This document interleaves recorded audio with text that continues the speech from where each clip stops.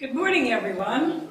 Our group here hopes you enjoy our morning together as much as we all have, getting together every Tuesday morning at 10 a.m. at my house since 2014. Hence, we call ourselves the 77 Pearl Street Riders. From your left to my right, Terry Babb, Juanita Jobst, Linda Williams, Ian Bishop, Melissa Bravo, and myself. It is with great honor I introduce to you Jim Mead, author of No Cooked Breakfast. No Cooked Breakfast is the title of the book because that's part of the non-traditional way that I ended up approaching this B&B.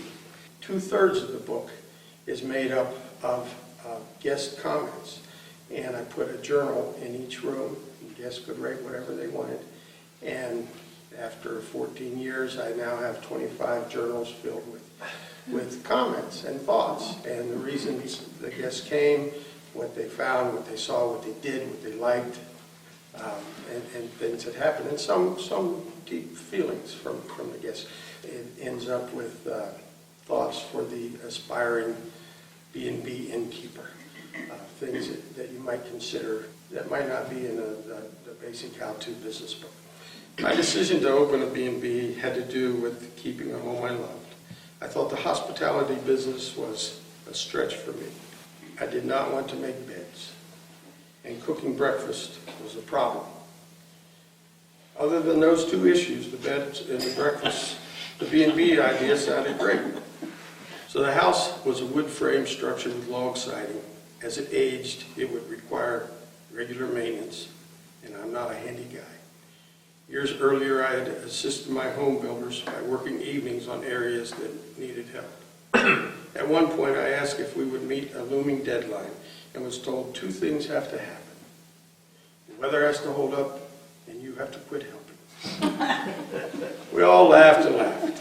A B&B is more than a residence. I called the township secretary and told her I wanted to open my home as a B&B and asked for information. She asked, "Have you had your perk test?" I frowned.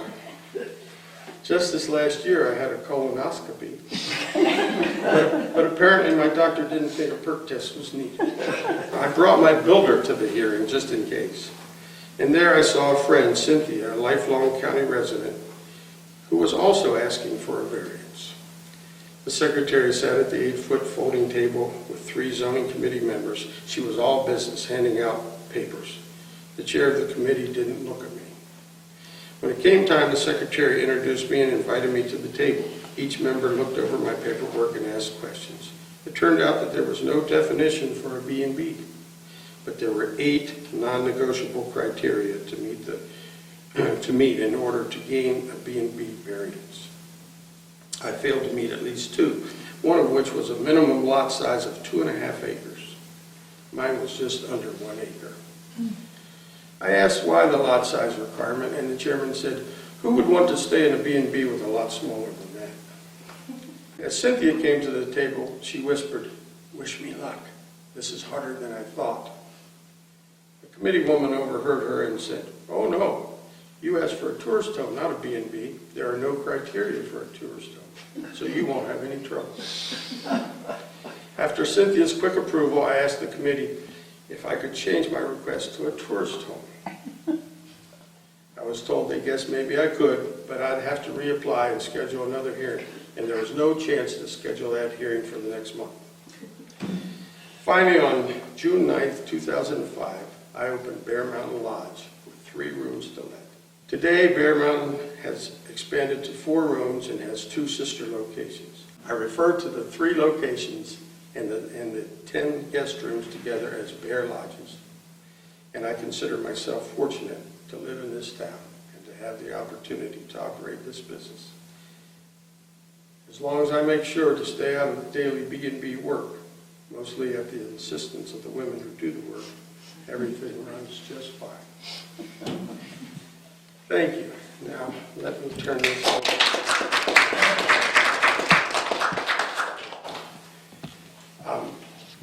The writers, and I'm so happy to say this, have chosen passages from the book. I don't intend to ever open a B&B.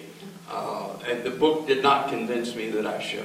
But I appreciate its humor and forthright honesty in how he created a thriving business while going against the common wisdom of many typical B&B owners. Jim's wit, often self-deprecating, and easy style of writing were what won me over in reading his insightful book, and I recommend it highly. The section of Jim's book that I've chosen to read is from chapter 2, called Flickering Memories Through High School.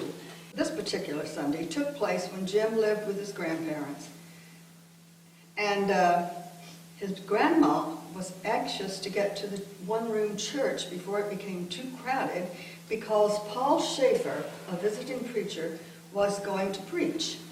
Paul was a big man who drove a Hudson that looked like a huge, gray, upside-down bathtub. His youth brought hope to the old, and he had gone to college. The congregation gave him deep respect. Grace played the piano up front on the platform with Paul. Grace was a bit stout, wore glasses, and was known at church for her chiffon blouses. That day, Grace's smoky charcoal chiffon blouse looked fine. But the regular churchgoers remembered another Sunday when Grace was running really late. She played the piano with a chiffon blouse that looked odd because, as it turned out, Grace had her bra on backwards. There were many stories about Grace. In one story, Grace had a pot of diapers on the wood cook stove, a common disinfection practice. But this day, she was also cooking up a big pot of soup. There was a single, and I remember a single, long wooden spoon on the stove that Grace would use to alternately stir each pot. That was one of many stories reinforcing the directive given to every Betts family child, which was, do not eat anything at Grace's house, ever. One of the things I really enjoyed about this book was hearing what the people that visit Jim have to say about their visits and why do they come. And that was really a curiosity for what brings people not just to his B&B but to our area. So I'd like to share just a few of those with you. In the chapter that's called Romance, Engagements, Anniversaries, and Honeymoons, this place has a spell on me. The feeling of being where I belong. It is absolute joy to be here. We have a story that starts when we were 14 and 15. We spent years coming to this area in a youthful romance. Then we were apart for 16 years. We are now 37 and 39 years old, and our story begins again. 16 years of being away from this man. Being here with him is where I long to be, like a moment in heaven, a moment you wish wouldn't end. And another one, sometimes people come for some healing or relaxation as well. This one is a little sad, but joyful in the same way. This is my 6th trip to the lodge. The other 5 were with my husband, who passed away on August 26th of this year. Our first stay was in this very spot, the Bear Room, to celebrate my 50th birthday. We stayed in the Canyon twice, the Wilderness, and the Whitetail Room twice, but this will always be my favorite. This stay is bittersweet.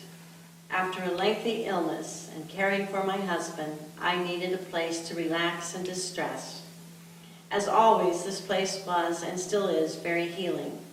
I enjoy being by myself to view the stars in the tub, knowing that my husband is watching over me. Even though I miss being with him, it's comforting to know I'll always have a special place to come to for a bit of sanctuary. As always, the place is clean, warm, and cozy. My heartfelt thanks to Sherry for talking with me, and especially for the lovely roses she surprised me with. Sherry, you are the best. And another one, another romance. My husband brought me here as a total surprise. With our work and 3 children, we've lost the closeness we once had. The welcome sign, rose, beautiful room, and the views are amazing. And and the hot tub is wonderful, just to sip wine and relax. He took me horseback trail riding, which I loved and haven't been able to do in years. This adventure has truly melted my heart and meant so much. Thank you for all you do. Can't wait to come back. And this one, I just couldn't resist putting this one in, and everybody in the group says, oh yes, you gotta read that one. Brace yourselves. 80 degrees, beautiful. There is a goddess of life, for real. She found this place while we were planning our motorcycle tour. Last night, my goddess said, this place encourages romance. Well, let me tell you, something came out of her last night that I haven't seen in 2 years. Animal, man, I'm telling you, female animal, roar. Love this place. This room rules. Sherry rules. Best hostess. Hot tub on deck rules. Crazy. So they come for all kinds of reasons. Meadows, the Welcome Cat, Chapter 10. In the summer of 2014, a cat with no collar appeared in Bear Meadows' driveway. She didn't belong, and I intended to enforce my strict policy of no animals on the premises. She was calm and seemed to just want to hang out. I tried to find her owners, talked to the shelter folks. No luck. No family came looking for her. I started hinting to guests, many of whom seemed to fall in love with her, that she was in need of a home. Though none took her, there was much earnest interest. I imagine more than one wife wanted to take her home, but was confronted with a statement to the effect that, we are not bringing another cat home. I heard at least 2 couples talking uncomfortably as they packed to leave. As winter came knocking, I named her Meadows, declared her part of our team, and set her up in the downstairs shop. After 4 years, I had not one complaint. Instead, I heard frequent, kind comments about returning to see her, and a number of guests returned with bags of treats for Meadows.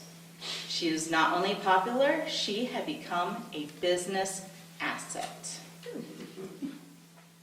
In the summer of 2018, Meadows became ill, and the vet did a full assessment. It turned out that Meadows was not a young girl, but likely a great-great-grandmother, and she was dying. The vet said she could likely die within days, but after 2 days of fluids and antibiotics and steroids, I brought her home and babied her in my living room. Meadows lived 15 more weeks and passed, much like she lived as a kind soul. That's sweet. I was so impressed with Jim's gratitude and appreciation for his staff. And I wanted to read some highlights to you out of Chapter 12, which is titled Approach, Lessons Learned, and Strategies. Today, my regular complement of staff is 2 principal contracted innkeepers, a part-time summer and fall person, and me, intermittently, part-time year-round, and steadily in busy times. A reliable, dedicated, friendly staff is, for me, critical to achieving a low-stress, highly effective operation. The 2 key women, Amanda and Sherry, run things in a way that reflects my concerns and values. They also bring their personality and insight, which elevate our operations beyond anything I could accomplish on my own. The 2 women feel responsible for the care and satisfaction of their guests, and the guests praise them. Each is friendly, outgoing, and caters to returning guests. My builders have said they've never seen anyone work as hard as Sherry. Amanda is invaluable and extremely productive. That hasn't gone unnoticed by others. A B&B owner and friend of mine said, I need an Amanda. And she meant it. Thank you for all the work you've done. Amanda, why don't you stand?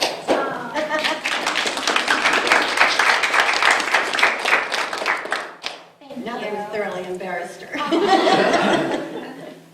At one time in the 80s, I was a bed and breakfast owner in Wellsboro and identified with some of the questions and puzzlements about operating a bed and breakfast that Jim had.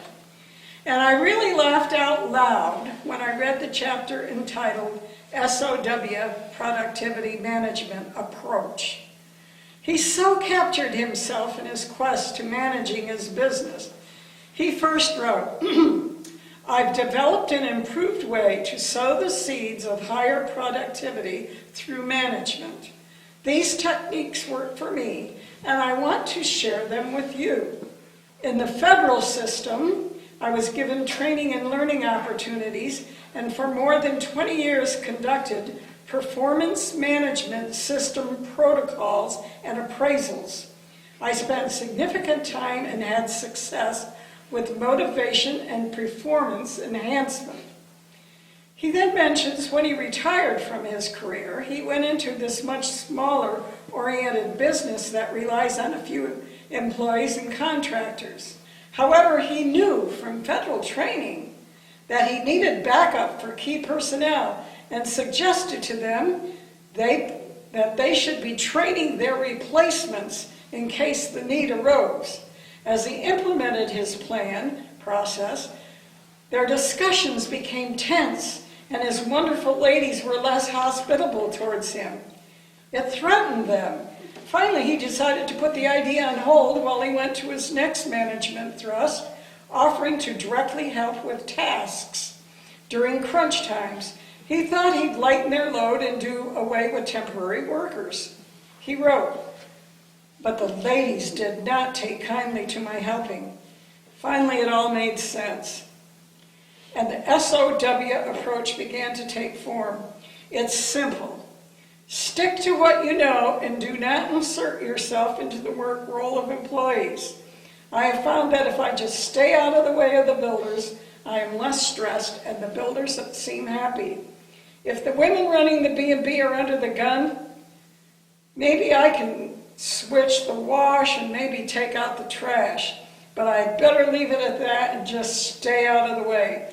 Hence, the name of the system is Stay Out of the Way, SOW, or the SOW Productivity Management Approach.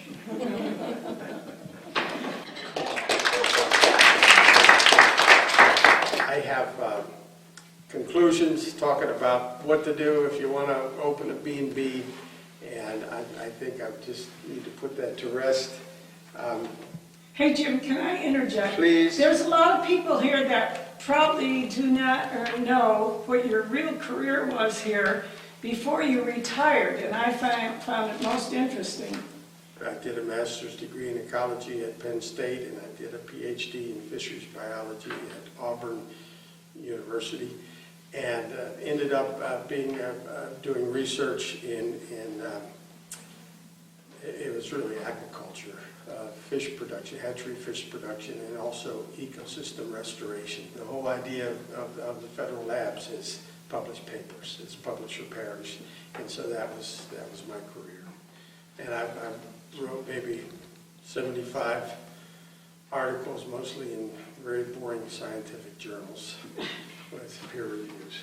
So I'm going to leave it right there. But before we end, please, are there thoughts or discussions or questions? Painting this silent fresco of reveille, early morning eyes are gifted to hear. That image of eyes hearing the reveille. The silence. That's just beautiful.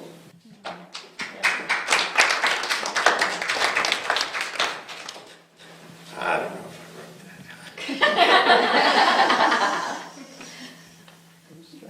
Anything else for the good of the order? I thank you so very much for coming, and thank you, 77 writers, for doing this today.